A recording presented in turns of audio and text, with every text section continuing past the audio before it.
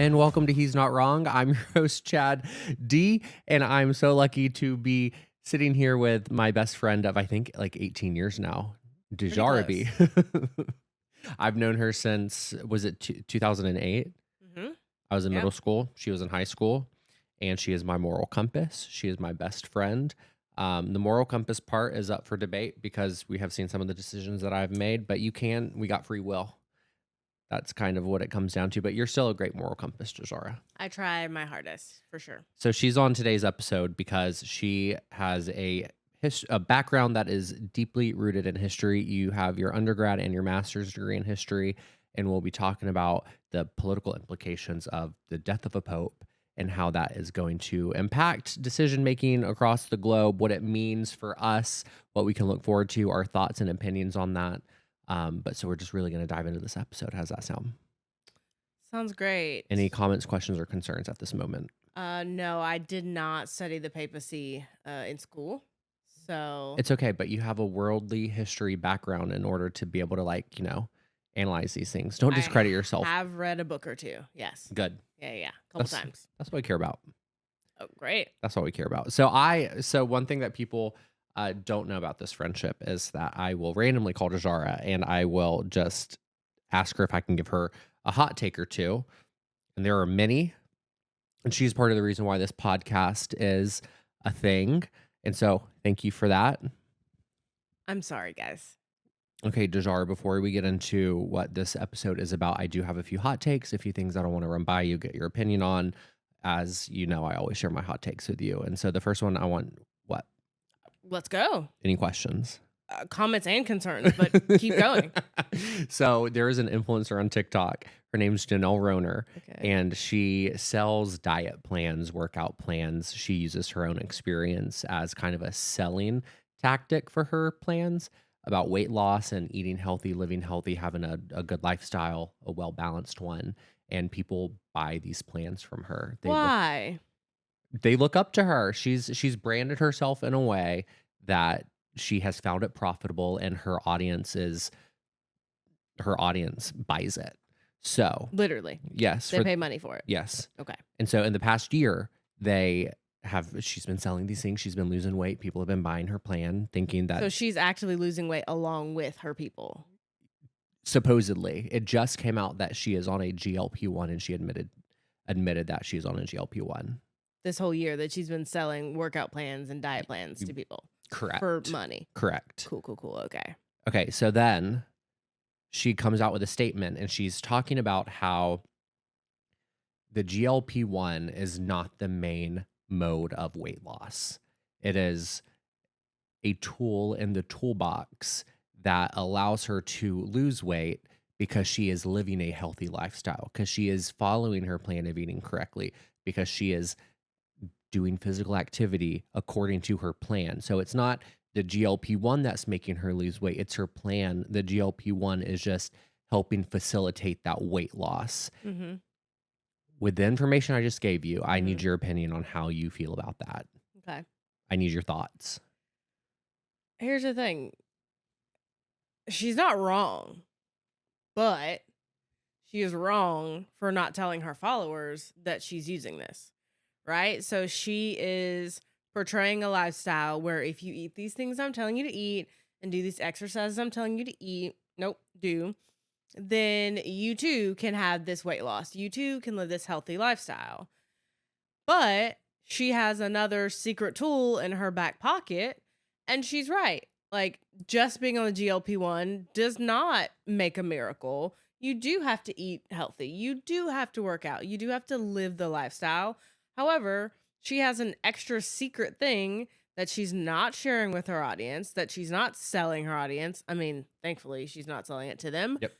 But she has this little bit of extra, and the dishonesty is really the problem there. If she was like, "Hey, I'm doing all these things and I'm also on this, maybe you should talk to your doctor and also incorporate all these other things." Okay. I mean, go on with your bad self. I think it's twofold. I think the audience, her buyers of the program should have been asking that question before they were buying the diet plan. That's kind of information that you should go seeking, and kind of, I think if an influencer that you follow. I think you feel like there's a relationship with that influencer enough so that you're giving them your money for the program. So I think that they should have been trying to seek out, okay, let's get all the details from the start. I just don't like that we keep having to ask people, "Are you on a GLP-1? Are you on a GLP-1?" Like, don't ask people that.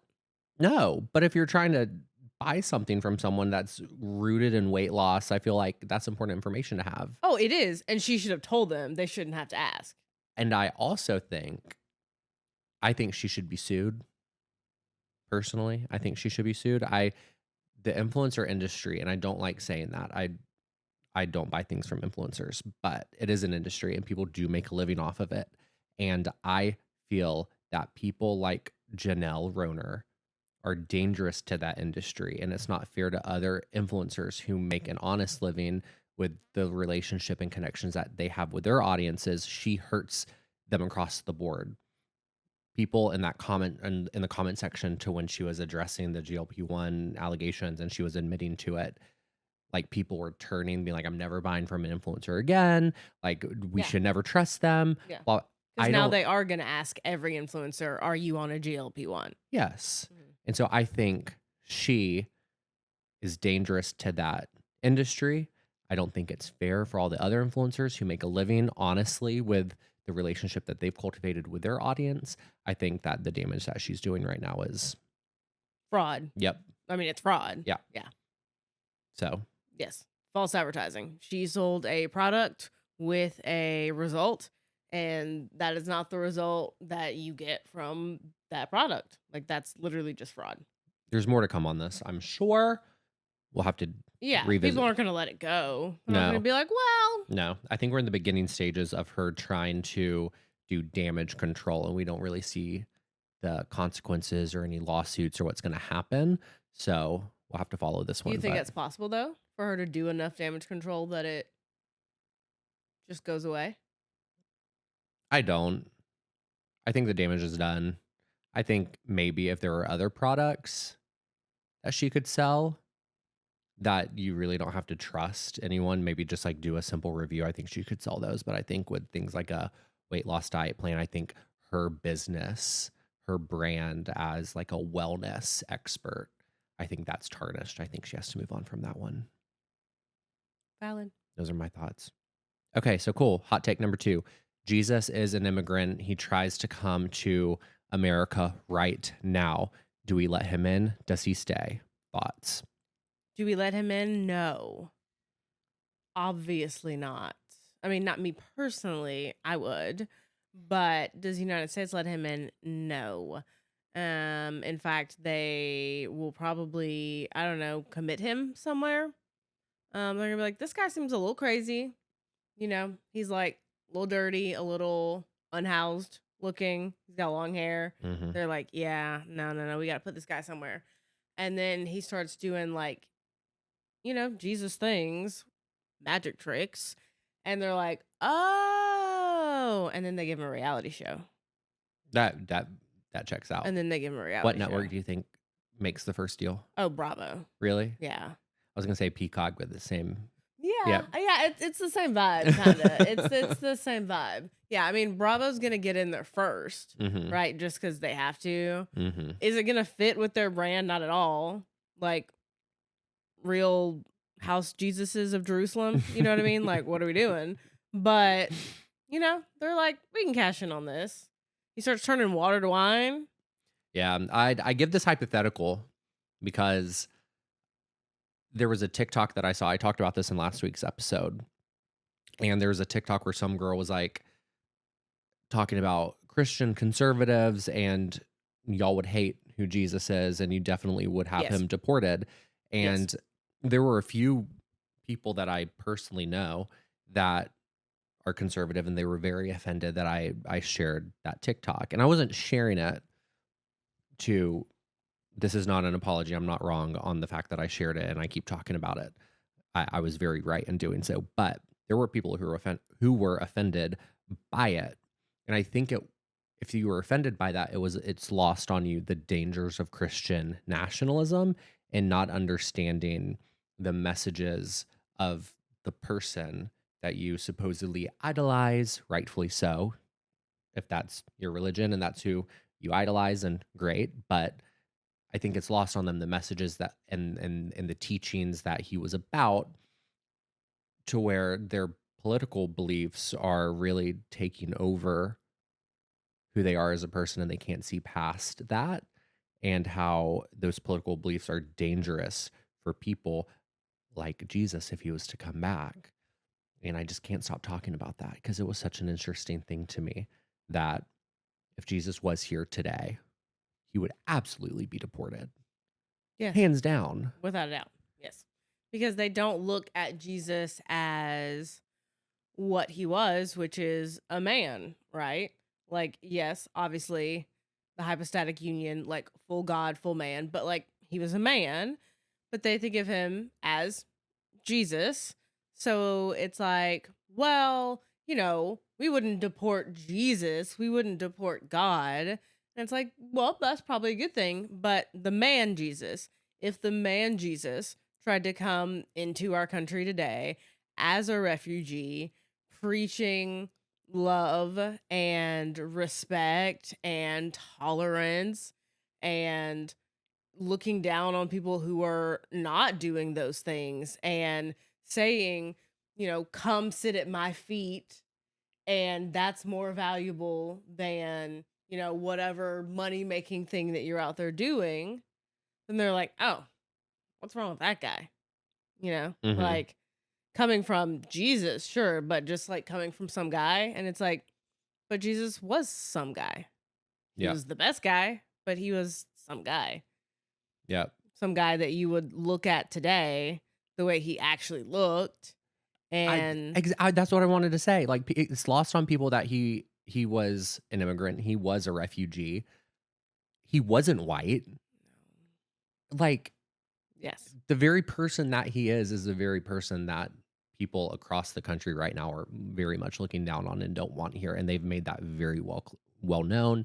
They have been shouting it from the rooftops, and I think it's disgusting. And I think it's the most perfect example of hypocrisy hmm right hmm now, one current of my times. favorite things that I've heard about it is Jesus was given due process.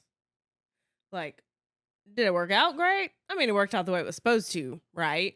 Like, they were never going to believe he was the son of God, but he was given a trial. Yet and still, we are sending people away, no trial, no due process, no rights granted to anyone in the United States of America by our Constitution. But they at least gave him that, Yeah. and we can't extend that to people. Yeah. You know, Hmm. Pontius Pilate gave him a trial, didn't believe him. We got one. Mm. We're sending people out of the country with nothing, Yeah. hope and a prayer. Bye. It's not funny, but I mean, that's what it is. literally hope and a prayer. Yeah.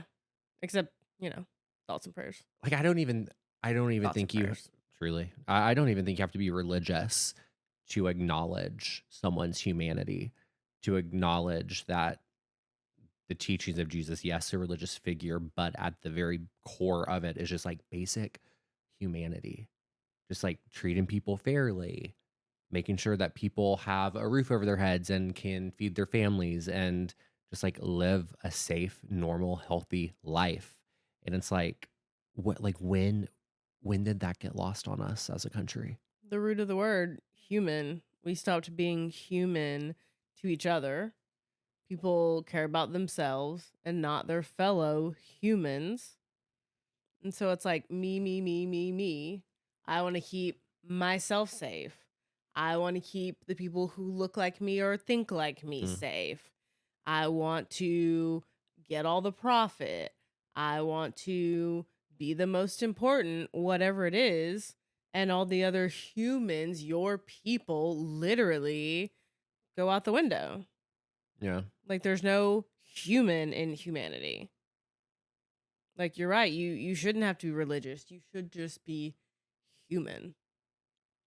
Okay, so that is a good segue right now for what I wanted this conversation to be, focused on the death of the Pope and the implications for that. And I think it's really important that we kind of ground the power and influence of the Pope in something. I've been seeing a lot on social media and people that I've talked to, they're not understanding like the wall to wall coverage of the Pope. Like he was just a religious figure. What, like, why should we care? Why does it matter? Mhm. And I think we have the understanding, obviously, because we went to a Catholic school for as long as we did growing up. But I think it's also rooted in the fact that historically we understand that the Catholic Church was like a kingdom. They ruled over a landmass in Europe The papal and states, yes. had sovereign power, and A military. the papal states what went into those were a thing until like the 18 mid 1800s. Yeah, around the 1870s is when Italy reabsorbed everything but the Vatican. Yeah, and then you had the popes who said they were prisoners and they weren't seen for like 50 or 60 years, and then the Vatican City became its own sovereign place in the 1920s. Mhm. um, but I say that because the Catholic Church isn't just a religion, it quite literally is an institution of government that had and still has, but not as much power over people and policy and lawmaking and influence over European leaders and monarchs. And I think there's such great importance in understanding that and understanding why we should care about the next pope, because that power and that influence isn't fully lost. I mean, the power is in the people, and the Catholic Church is huge. There are a billion of us, and Catholics are everywhere, all over the world. And if your power is your people, then we have the people, which means we have the ability to affect change, which means we have the ability to have agents in such far-reaching places that people, don't even think about. It's not like we are centrally located somewhere, right? Our Holy See is the Vatican, but there are Catholics everywhere, coast to coast, top to bottom, left to right, all over the entire world, which means that the Pope is coast to coast, left to right, all over the entire world, right? Like the shepherd of our religion, right? Our supreme pontiff is, to many Catholics, more important and more influential than their political leaders, right? I know Catholics who will ignore what the president says, what their senator says, what their local lawmakers say, but they're listening to the Pope because more important than, laws to them, like, your city ordinance on where to put your trash can is their eternal salvation, right? And those are the things that are coming from the Pope.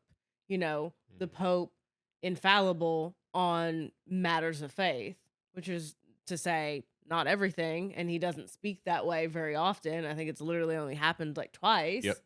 But your salvation is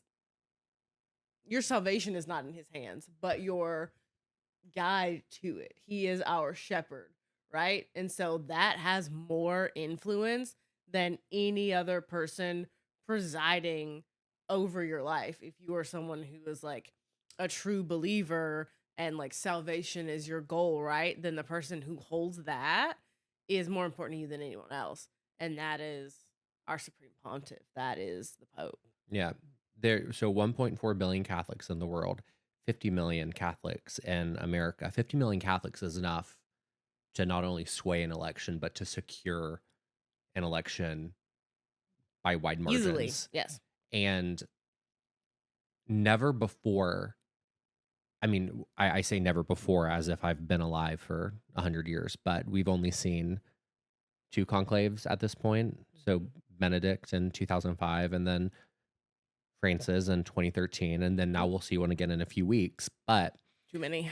But I don't think at any point where we have seen those two conclaves in the past have there been such political turmoil nationally and globally. And it was when Francis, we talked about this when Francis was in the hospital in February, we're like, Just hold on. just hold on Just just a hold little bit, on. because again, I don't want everyone to take this just as a strictly religious conversation. I think people who aren't religious should care about who the next pope is, because at this moment in time, to what you were saying, people are looking to the pope for guidance and for a belief system. We should care who that person is, because they can either validate what the extreme government that we are under right now is trying to do, or they can be the voice of reason to tell those 50 million Americans, like, no, this isn't right. Like, just hang tight. It blows my mind that we're in this place where we actually have to be really focused and hope and pray that the next pope is going to try to be a level set leader, just like Francis was. Because if it's a person that's opposite of Francis, like, we're in for a rude awakening. And one thing that I want to speak to that Pope Francis was able to do in the past, I think he was what, Pope for 12 years, 12 or 13. Since 2013, so yeah, 12. Um, That's math. right. That he wasn't able to like pass law, but what he was able to do influentially by getting a lot of people on board with environmental rights, by normalizing being loving to gay people. Granted, still hateful in a lot of places, but for the first time, there was someone in that position that there has never been before that said, no, there is a place for you. I love you. Everyone should love you. And then there are Americans who took that, who didn't believe in gay rights, that changed their mind. And even if you could just change a few minds, I think that's a positive thing. There's still a lot more work to do, but we should care, because the influence that that one person has over so many world leaders is so vast. It's freaky to think about. Yeah, there is potential for great help or great harm with the next pope. We can have a pope that continues what Francis was doing, which was making the church, or not even making the church, because there's already such good people in the church. Like, good people exist in the church, but making the public perception and making sure that it is publicly known that the church is not an awful, hateful place, that everyone does belong, and that some people don't belong more than others, but we all belong equally. And that if you believe, then you belong with us, regardless of anything else, regardless of your sexuality or your race or, your economic status. There's a place for you in the church. And we can find a pope that can continue that, or we can have a pope who is the opposite of that. And while I agree with what you said that, like, it's not enough, right? Like, it's not like the church has done enough. There's still so much more to do. So while Francis didn't completely turn the tides, didn't revolutionize the church, I think he did act as sort of a leash on some of what the worst the church has to offer as far as its members, right? Because again, our salvation's in his hand, right? People are almost less likely to, let's say, rebel against the Pope, someone acting in the person of Christ, right? Like in the apostolic succession of St. Peter, the rock upon which our church was built. They're like, ooh, can only push back so much. Okay. So he's like a little leash on that. And if a pope who is the opposite of that, someone who is fear mongering and hateful and divisive, becomes pope, then they're let off that leash. Yeah, absolutely. I don't know the cardinal's name, but I know Catholic politics is not what. You don't know the name of all 135 of the Unfortunately, cardinal electors? unfortunately not. But there is one, and I'm not even going to try to say the name because I'm going to butcher it. But he he's a Catholic card. Obviously, he's a Catholic. He's a cardinal from America, Okay. and he is on one of like the more influential Catholic Americans, and he is on a lot of like short lists that people have. Granted, I don't think he would ever An American become. pope? I don't think he would ever become pope because they say if you go into the conclave as a pope, you're going to come out a cardinal. And I think anyone on a short list is going into a conclave as a pope, so it's going to be none of them. Ooh, I hope that's not true. There's some good names on that short Well, list. that one is not one of them, I think, He's because not it though. he said like Trump is a great president and he supports everything that Trump is doing. Mhm. And to think that I mean, he could possibly be elected. There is a world in which that he is under 80 and he is a cardinal, so he could be. I don't think he will be, but I he think the could Cardinals be. feel the way about Americans that most people feel about Americans. Oh, here they come.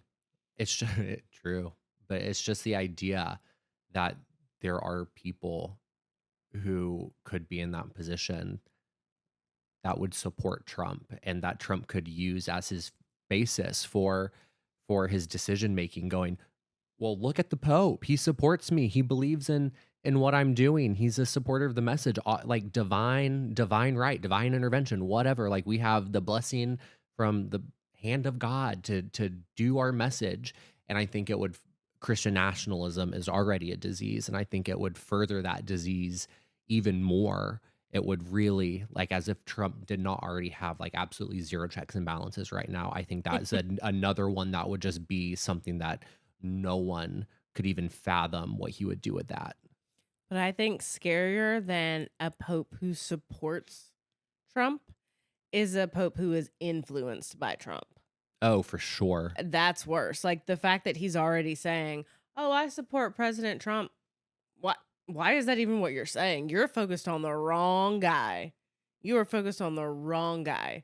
You should be talking about the teachings of Jesus, the doctrines of Mary, like, the apostles, uh, and you're using your not 15 minutes of fame, but kinda, because this is like the only time that non-Catholics might kind of be paying attention to him to talk about President Trump. You're already wrong. You're already on the wrong track. Like, Yeah. why are you talking about him? Yeah. You know what I mean? He Mhm. should be the last thing. If you are on the short list, if you have the potential to be the Pope, the last thing you should be thinking about is Donald Trump. Yeah. You should be discerning and weeping and begging, right? You should be there saying, "Not me, but if it's your will." And you're like, "You know that guy? He's great. Get out of here. Get off the TV." Yeah. Yeah.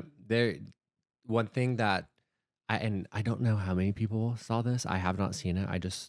I saw someone shared it on Facebook, and as we discussed in the last podcast episode, for the people who heard, if you see something, you should always just double check your sources. So I saw some clips that had like Pope Francis quoted. I was like, I'm gonna just fact check this, and it was real. He actually did a like sit down interview.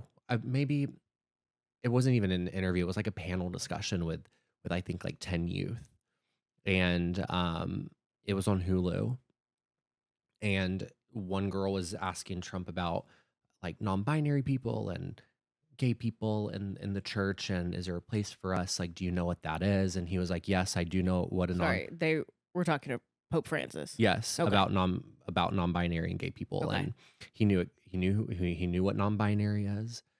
He then went on to talk about how we have to love everyone and blah blah blah. We've already discussed this in this episode right now, but what we haven't discussed is the fact that Francis went on to say that if there is anyone in the church that is saying that you don't belong, or that what you're doing is like there's not a place for you, and he was obviously more eloquent in how he was speaking. in like 6 different languages, probably. Yeah. He was pretty much saying that if there's anyone who is like spreading hate as a priest, they have their own personal agenda. They're not speaking truth. They're not speaking what the Bible says. They're not preaching what Jesus stood for. And then went on to reaffirm and reassure that individual about the message that like there is a place for you. And the second that there isn't a place for you, then the church is not universal, and like it ceases existence pretty much. Like it's not a church anymore. And I thought that was so poignant for a religious leader for the first time that I've heard from Catholicism. There's obviously other religions with leaders who are a lot more progressive and accepting. But from like from the standpoint of Catholicism, having a pope say, "Yeah, no, if the priest is spreading hate, that they're not doing their job," Yeah, and I and think like stood against them. we've both known plenty of priests who did have their own agenda, or not just priests, but anyone who is um in a position, not even in the church, but just like part of the magisterium, the teaching authority of the church, whether it's, a priest or a deacon or a high school religion teacher.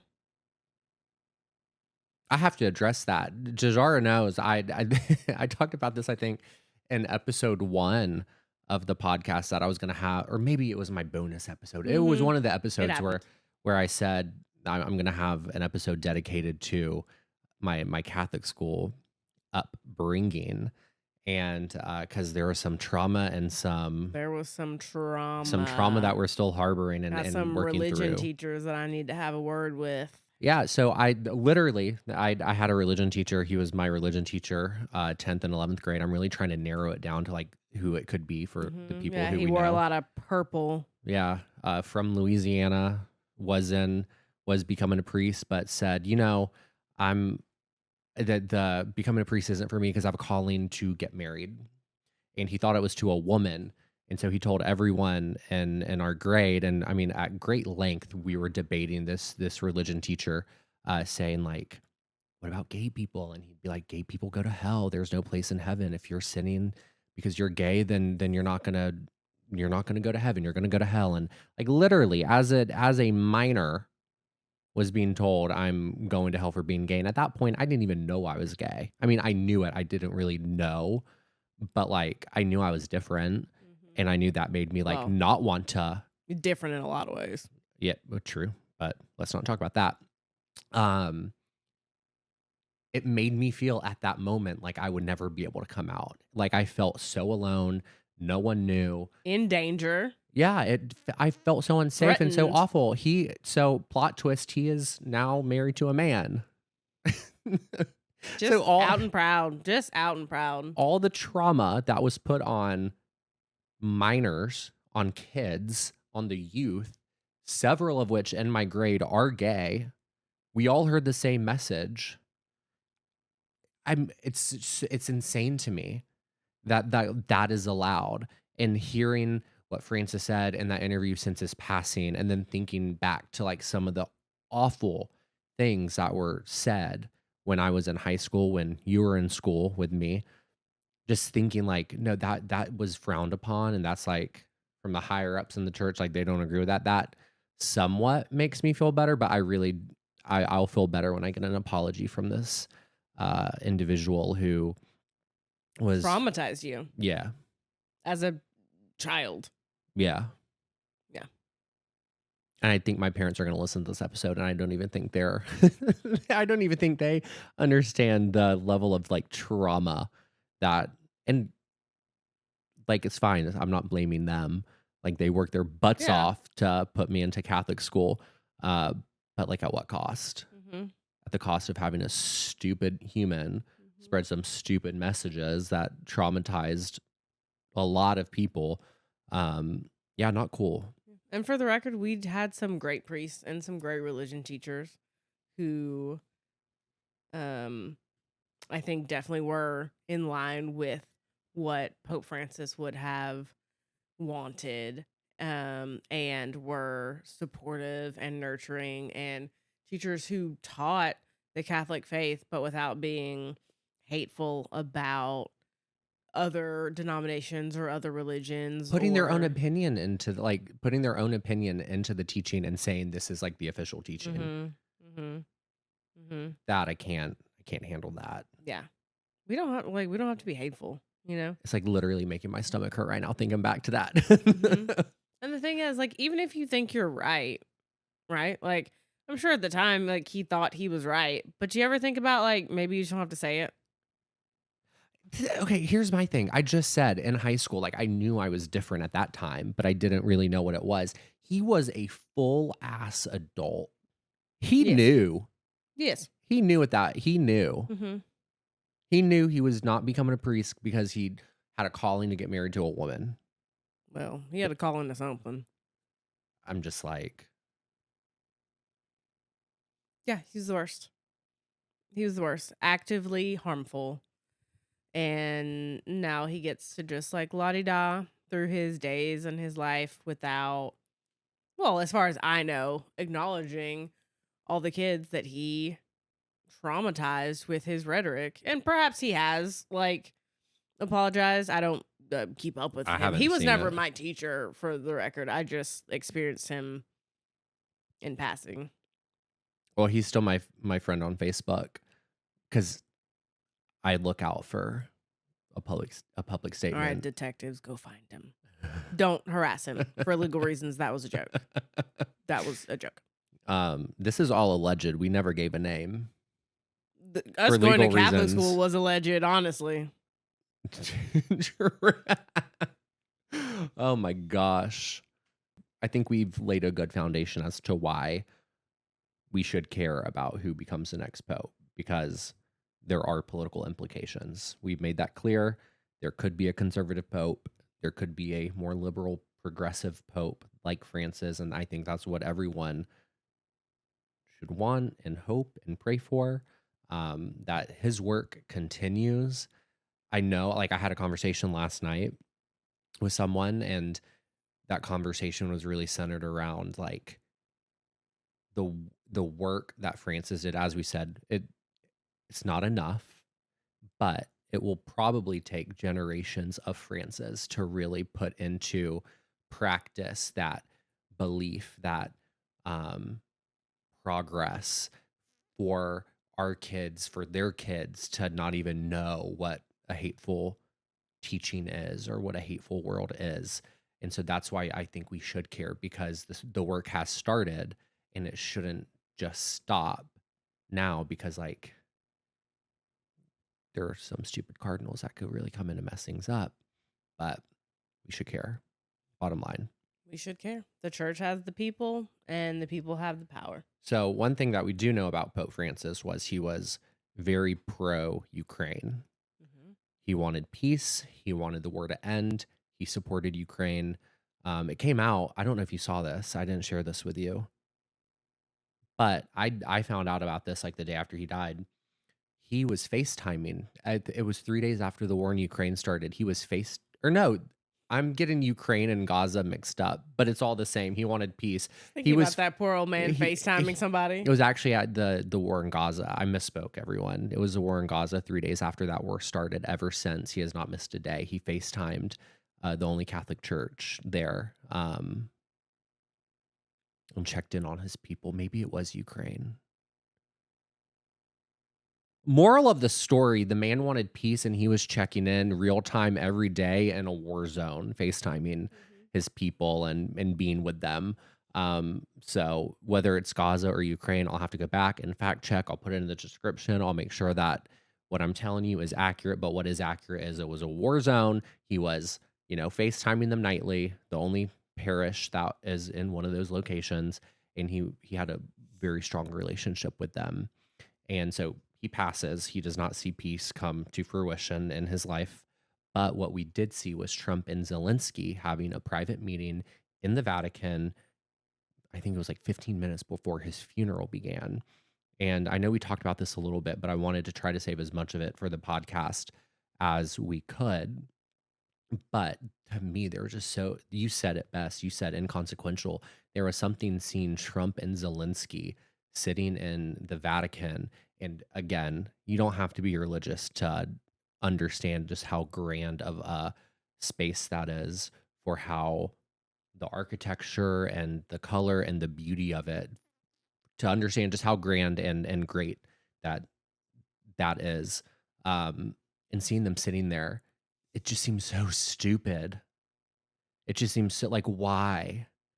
Like, what are they trying to do? And so it's like almost like, okay, like, what are we doing here? But then it's also like, oh, did Francis set this up? Did he do this? Yeah, But was date, this nudge, his last? nudge. Yeah, was this his last wish before he died? Is this like a beyond the grave influence? Yeah, on one hand, I did hate that was one of the first headlines I saw from his funeral.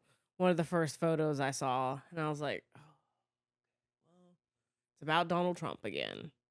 It's about like before I saw anything about the funeral, I saw that photo and I saw the blue suit photo, and I was like, did anything unrelated to Donald Trump happen at this funeral? Like Nope. anything in the world? Can you tell me anything about it? But once I reined in that ginormous eye roll, I did think, maybe this is what Francis would have wanted, for them to take this time on what I think Francis would have considered the most neutral of ground, Sure. and have that moment to hopefully, be peaceful and be good people on both counts. But it's just like, go in the janitor's closet, Like, not everything has to be a photo op. If we need Yes. to talk peace, if we're talking peace, go go back there. Yep. Don't make a spectacle at what is already a spectacle for a different reason. Yep. I'd exactly that. I think if we found out that they had a private meeting and there was like no proof it happened, I'd be like, yes, Yeah, yes, great. awesome. But it's Mhm. the fact that like just the optics of it just was a really big turnoff. Yeah. It's like I saw the photos, you got the photos, nothing happened, nothing's Yeah, gonna what'd y'all happen. talk about? Hmm. Someone give me a transcript. It was a private meeting, but like there was a photographer. How private was it? Someone give me a transcript. Good luck. Come on, lip readers. Another thing I want to ask you about is JD Vance meets Pope Francis for the first time on Easter Sunday in the Vatican. Um, did he stress the Pope out that caused a stroke? Do you think the Pope held on long enough to meet JD Vance to like share a message? What like I'm I'm still sorting through JD being the last person that the Pope met with. It's almost like symbolic in a way to me because if I was JD, I'd be embarrassed. Oh man, there aren't enough confessions in the world. There are not enough acts of contrition in the world to assuage that Catholic guilt, man. Not even close. Okay, you're Hail Marrying from sun up to sundown, and still not even touch it. Um, I I think I like to think that Pope Francis was just petty enough, to be like, I need to tell this man about himself. I gotta tell him that he is not all that. In fact, he is all nothing.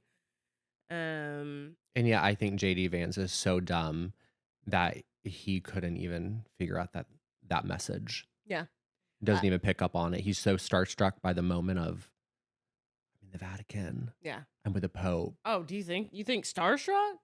Yeah, I don't think he's starstruck. I do. I think JD Vance is so new to all this that he's like in it for the pomp and circumstance and like He's been in the same room as Donald Trump. Why would he be starstruck by the Pope? for those listening on the podcast apps, D'Jara just gave a death glare into the camera. Um, read into that all you want. I'm just saying. I don't think it was even You know, the photos from years ago where Trump and Melania go to meet the Pope, and it's one of the few photos there are of Melania smiling. Yeah. And it's like, I really believe that that meant something to her. You know what I Uh-huh. mean? I think that actually meant something to her the way it would to us if we met him. I think Donald Trump already thinks he's at the level of the Pope, so he's like, this guy. And I think JD Vance is like, I've already met the best guy in the world. This That's guy, that's fair. That's you fair. know, this guy. Not to say that he'd like, wasn't interested, but I don't see him being starstruck in the way that like, oof, I can't imagine meeting with the Pope. Crazy. You know, I meant to say this earlier too, speaking of political influence, because you're speaking of Donald Trump and Melania. One thing that I think is a great, and God, I wish I said this like 40 minutes earlier.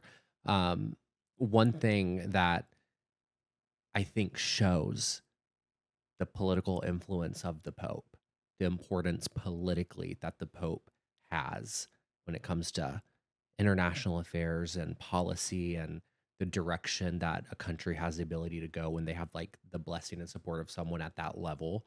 Um,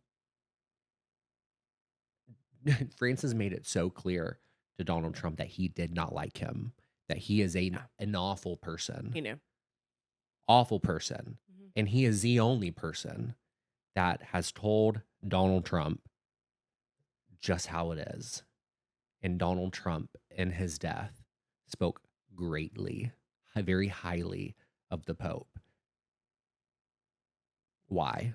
He knows. He knows the ramifications that would come, the consequences that would happen if he spoke poorly of that man. I'm like, It's he literally, the Pope is the only person on the face of the planet that can tell Donald Trump that you are a piece of work to his face and then still get a praise and a blessing from Donald Trump in his death.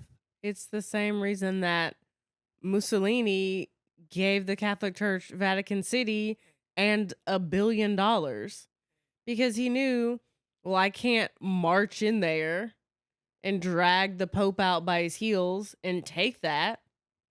So I'm going to do the smart thing and leave him alone, give him that piece of land again, plus $1 billion, and march along on my way. Yeah. Like, you've experienced it. There are many groups scorned by this administration. But do you really want to mess with the Catholics? Like, really? No, you don't want to. Yeah. You don't want to mess with people who have God on their side. My first thought, and I wasn't going to say it, was like, what does that mean? But that's an entirely different episode. What does what mean? Having God on your side? Yeah. Oh.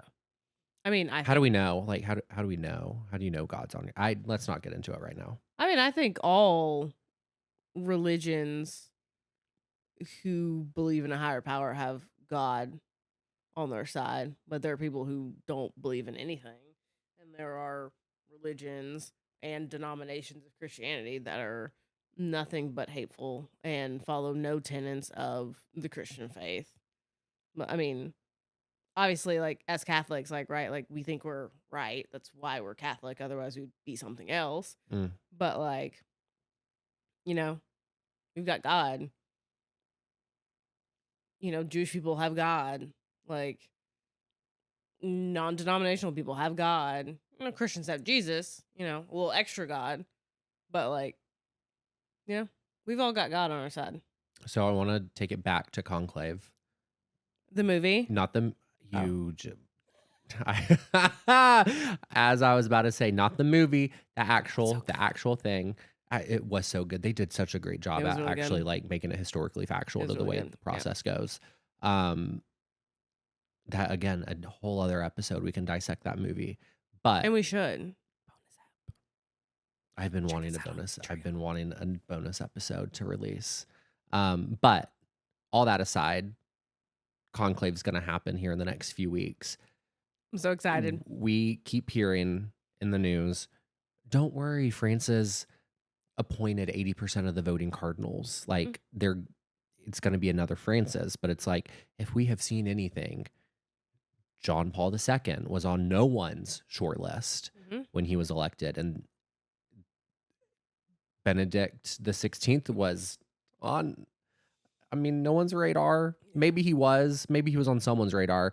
But Francis, if you remember the news when Francis was elected, literally the news had to take a commercial break to try to figure out who's this Where's man? he from? Yeah. Because they had no information on him. I mean, it should be. So I say that because there's always seems to be some kind of surprise whenever conclave happens and the Pope is announced. I think just because Francis appointed 80% of the voting cardinals, I don't think that means anything. Really. No. So I want to ask, like, how do you think this turns out? What do you think the outcome of this conclave is going to be? I don't want the answer to be hope for the best or whatever the phrase is. What is it, like? Pray the worst doesn't happen or whatever. What am I trying to say, D'Jara? I don't know. The worst has already happened, I fear. I don't know. I don't know how it comes out. I do have to have hope in that group of cardinals, you know, the 108 out of the 135 that Francis did appoint, that they understand the legacy that he left and that they want to carry it on. However, I am realistic enough to know that that is simply not true. That there's no way. But I think, again, right, we have God on our side, and that's who is directing their votes, right? That's the whole thing. Like, they are discerning and they're praying and they're voting and they're discerning and they're praying and they're voting, and they are being shepherded towards the person who should be elected Supreme Pontiff of the Catholic Church. And I choose to believe that we do not have a hateful, vengeful, wrathful God. I mean, like, a little bit. We all read the Old Testament, but you know what I mean. That's a different kind. I believe that we have a God who is going to direct the cardinals to a good man, someone who is going to be kind and inclusive and progressive, and someone who will embrace all the things about the Catholic Church that he should, because the Catholic Church is beautiful. It does have a beautiful tradition, but that doesn't mean that we can't also have progress. And I think the person exists who understands both of those things. And I think if those cardinals step into the chapel and they close the doors and they let the Holy Spirit slip on in, then we're gonna come out with the Pope that we need, and that is a Pope that is going to continue to take the Catholic Church into the future in a positive, kind, inclusive way. One that encourages people to come into the church, not to flee it. Wow. I hope you're right. We have Donald Trump. I can't. You know what they say about hope. I will give up. I will quite literally give up. If it is anyone other than what Francis was, I'll give up. Yeah, that's valid. I think more of our electors in the presidential election should have let the Holy Spirit in. Personally, that's a heavy order. That's a tall task. They let somebody in, but it wasn't anybody good. We already talked about Christian nationalism. They all got the disease. Did they? Mm-hmm. I mean, I don't know that we could call them actual Christians. No, that's why I say Christian nationalism is a disease. That's not real Christianity. It's a front. It's a front to justify their hate. It is, but it's not even Christian nationalism anymore. What is it? It's not Christianity. That's the thing. Like, this religion that they all, and I'm saying religion, not denomination, this religion that they all Well, why are you saying religion, not denomination? Because a denomination is a sect of Christianity, right? And I don't think that they're even a sect of Christianity. They're not following any of the tenets of Mm, Christianity. None of those things that refugee Jesus preached are the things that they are practicing or yeah. displaying. It's not Christianity. They are being hateful under the guise of Christianity, but it's not. They are their own religion, Mm, and they are not following Christ. Who they're following? Some guy with spray tan, but not Christ. yeah. Christ was naturally tan. Oh.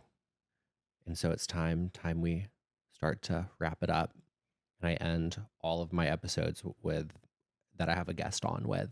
I always ask, as you know, what are you not wrong about? So I want to ask D'Jara Britton, what are you not wrong about? Oof. So many things. How much time do we have? As much as you need. Okay.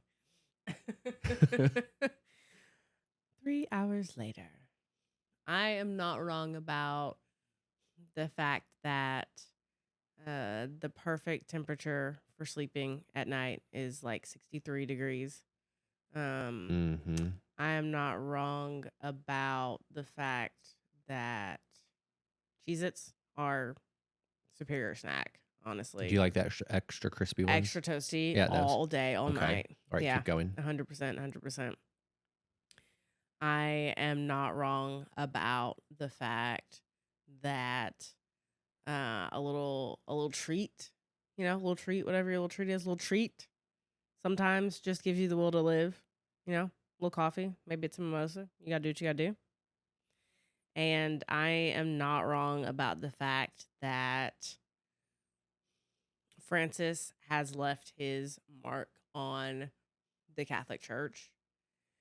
We as a church just have to be open to that mark and not determined to catapult ourselves back into the dark ages. And by the dark ages, I mean the hateful ages. Because honestly, who needs that? Like, I want to look at the Catholic Church and be like, they're not wrong. Right now, don't know if I can. Boy, do I want to. So, I'm not wrong. Those are good ones. I think my favorite one was the extra toasty Cheez-Its. Extra toasty Cheez-Its are life, okay? Like, absolute life. Well, I need to wrap this up. So I'm just going to, give my usual notes, everyone. So if you have something that you're not wrong about, and remember the hill that you're willing to die on, because you know that you are that right about what it is that you're speaking about, please send me a DM on Instagram, or you can call, and I'm still looking at my phone, everyone, because I don't have it memorized, but you can call 205-538-3202, and you can leave a voicemail, and I will feature it on the podcast. I usually only feature these on solo episodes.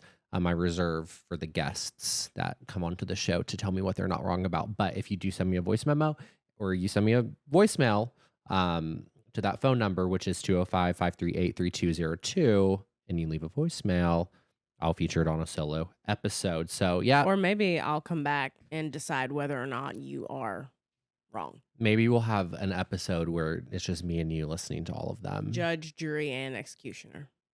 Okay. We'll bring back on to do that. Let's go. All right. Well, everyone, you know where to find me. Thank you for listening. Please be sure to comment, leave us 5 stars, send us that DM or that voice memo. Let me know what you're not wrong about, and we will see you next Sunday. It always takes me like 3 takes to get the intro part of this down. Have you listened to the last few episodes? So you have heard my speech impediment. I'm glad you're not holding your microphone where it needs to be, so people don't hear you say that, because I did have a speech impediment growing up. Yes, I did. I was in speech therapy for like a year of my life when I was little, and it comes out. That's not how speech impediments work. Because I got help. So you don't have one? I learned how to deal with it. No, that's not how speech impediments work. Yes, it's not like autism, where you just have it forever and learn to deal with it. You just stop having the speech impediment. I need to get a speech